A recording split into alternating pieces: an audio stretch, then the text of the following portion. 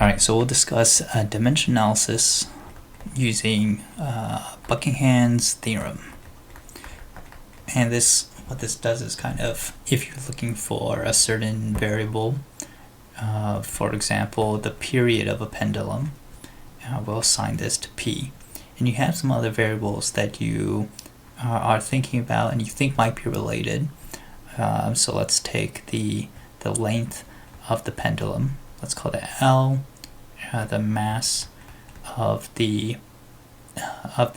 whatever mass of the pendulum, whatever is at the end of the pendulum, we'll call that M. Let's say gravitational acceleration. Let's call that G. And say the arc of the angle to which you pull the pendulum to the side, we'll call that theta. So let's see, we have these. What we're going to do is we're going to put all of them in terms of the physical dimensions, length, mass, and time. So period is just period of time, so this is going to be t to the first. Length is L to the first, everything else is 0. Mass is m is 1.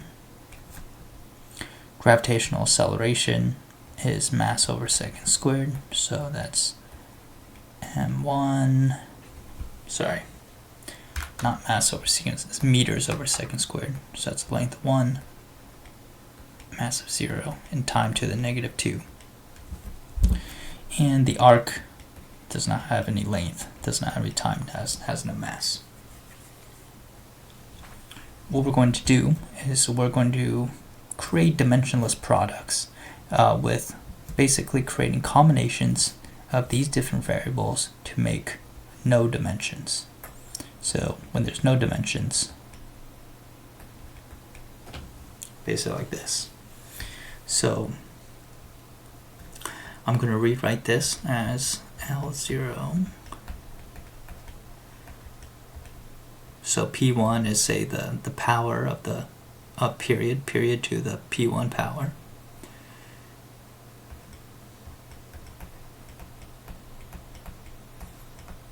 P2,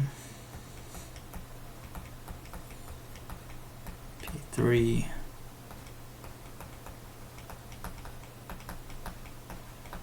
P4, P5. And all of these are going to end up to be dimensionless. So then we're just asking, what are P1, P2, what power should we bring these to make a dimensionless term? So to do that, we can turn this into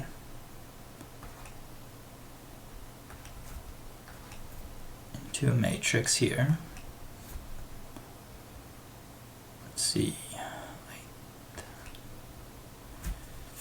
I'm doing so 0, 1, 0, 1, 0 is 0. So what I'm doing here is I'm just taking the exponent of all the lengths and adding them together, because L1, L0 to P1 plus L1 to P2.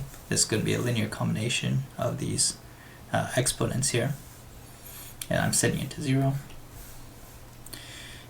This one 0 for the mass, it's 0, 0, 1, 0, 0, 0, and for the time we get 0, 1, 0, 0, negative 2, 0, 0.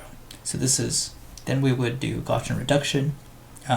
This is pretty much already done, so we can parameterize this. So taking this bottom row, P1 is equal to 2P4, 1, 2, 3, 4. And then we have P2 is equal to negative P4. We see that P3 has to be 0, which makes sense because, if we have any amount of mass, then our product cannot be dimensionless because nothing else has mass in it.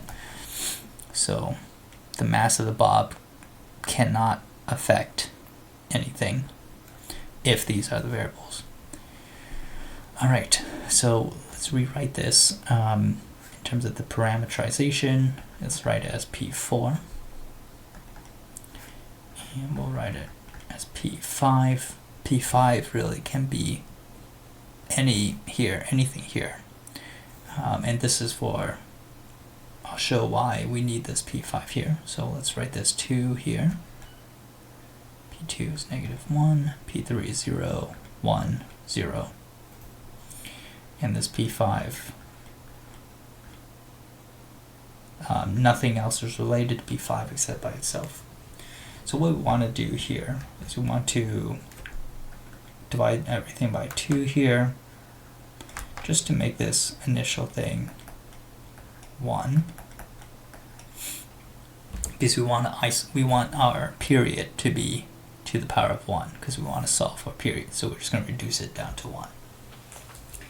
So basically this is our basis for our dimensionless products. So we can create a couple of dimensionless products. We'll call the dimensionless product this product 1, product 2.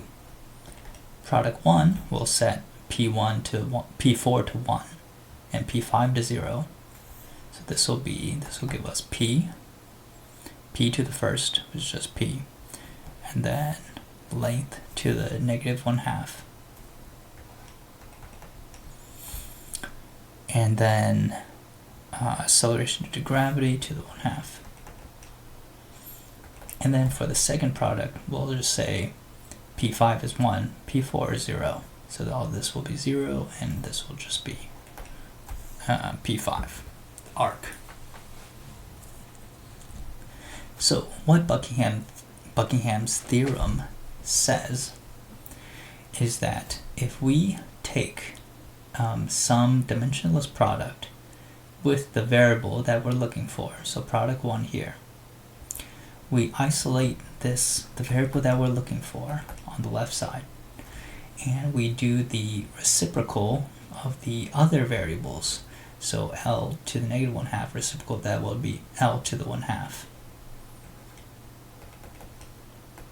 And then G will be to the -1/2. Do the reciprocal of that times some function of the other dimensionless products. And this is what Buckingham's theorem tells us. I'm not going to prove that, but this is just what is given to help us solve this problem. And so period is equal to, I can rewrite this as length over gravity times some function of theta. Now with physics you can try and find what function this is, but basically using Buckingham's theorem, we found that the period depends on the square root of the length over the gravity. And so that's pretty fascinating. So that's dimensional analysis with Buckingham's theorem.